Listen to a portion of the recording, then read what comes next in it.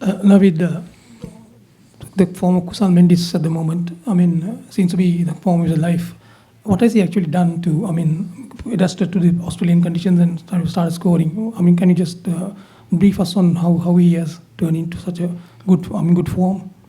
Well, we saw the same form during the Asia Cup as well. He scored quite a lot of runs, and I think the last couple of series he was shifted from number 4 to open the innings, and that has made a tremendous effect on his batting. So his roles are defined and seems to be working pretty good for him. And also, the team seems to be sort of not really affected by the injuries. Is that sort of you're put behind you all, and you all are concentrating on that you all can win with anyone coming into the team replacements? I don't exactly say that, but obviously losing someone like Dushmanta Chamira and Dilshan Madhushankar was a big loss for us. But luckily we had a couple of replacements in Lahiru Kumar and Binder Fernando coming in and bowling really well today as well as the game before. Batting wise, I think it would be nice to have Pathum back, but we got very good replacements in Ashane Bandara to replace Pathum, and we push Dhananjay De Silva to open, which seems to work really well. And of course, Charita Salanka batting at 3, which was his usual position before he got dropped from the team. So is that Pathum, is he okay for the Australian match in 2 days? We hope so. So we've given it 4 to 5 days, and hopefully he will bat on the next practice session before the game, and we'll make a call on that. And what what do you take out of this game for the more tougher one again coming up in 2 days' time against Australia? We got to do our basics right. That's number one, which we have been doing in the last couple of games. And batting, bowling, fielding, we need to raise the bar, because from now on we'll be having a couple of strong games to play, and we have to do less mistakes and play our A game. I think that the teams have sort of more or less adjusted to the cold conditions now, from what you experienced in Geelong and now here. Yes, it's something they have been here for the last 20 days. We came early and for climatization, and I'm sure there's something that which is not in their control, and I'm sure they're not thinking about it, and they're enjoying the pitches over here. The wickets look really good for batting, and I'm sure the weather, the coldness is not in their mind.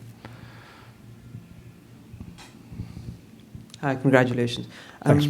You bowled 10 overs of spin today, which is a little bit more than you usually bowl. Was that specifically to target the Irish, who you felt were weak against spin, or do you think this is a tactic we can expect throughout the rest of the group stages? Well, it's more of expanding our strengths. We had 8 overs of spin from our main bowlers, and we had a couple of overs from the part-timers as well, which we thought will work in handy, because Dhananjay has been bowling in during all the other series that we played. So we sort of used to plan to use him a little bit more during this game, and which I think worked really well for us. In terms of the chase, there was no messing about. It was a low total. It's one of those games where sometimes some teams can be cautious, but you guys really went for it right from the start. Was that maybe because the bowling was there for the taking, or was it more just a case of maybe getting off to the right start and being positive to start off the tournament? Yeah, when you're chasing a total like 128 on a placid wicket, if you get a start from the openers, then you're there. And wicket has no threats, and you've got all the batting lined up to do that. And once someone like Kusal gets going, I think it's pretty much easy.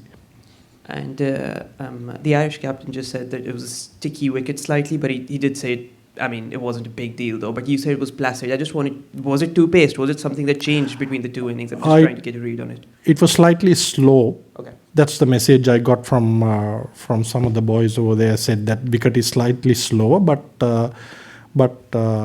I mean that didn't affect the batting. We saw our batters, playing really well, and whenever they bowled short, it was sitting up a little bit, so it gave the batters enough time to go back and make runs. So I thought it was a pretty good batting wicket, to be fair.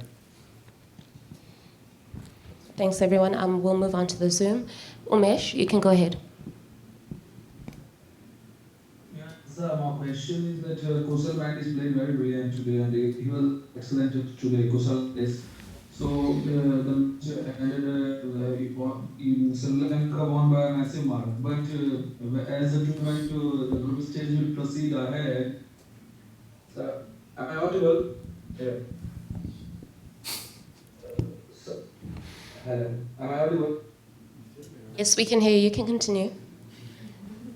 Okay, so my question is that as the business will further proceed, so how the Sri Lanka capitalizes Kusal Mendes, and if somehow at the moment the top order fails, so is middle order enough strong to cope up with the things? What's he saying? Is your middle order strong enough if Mendes fails? Oh, well, I hope I'm answering the right question. But yes, I would say we've got a strong middle order, and we've got Mendes, Pathum, Dhananjaya, Charith Asalanka batting at the top, and we've got with skipper Dasun Bhanuka and Vanindu Chamika Karunaratne, 4 batters in the middle who could manage the death, or else if a couple of wickets fell early on, we've got enough batters to cope with that. Thank you, sir. Congratulations for the win. Thank you.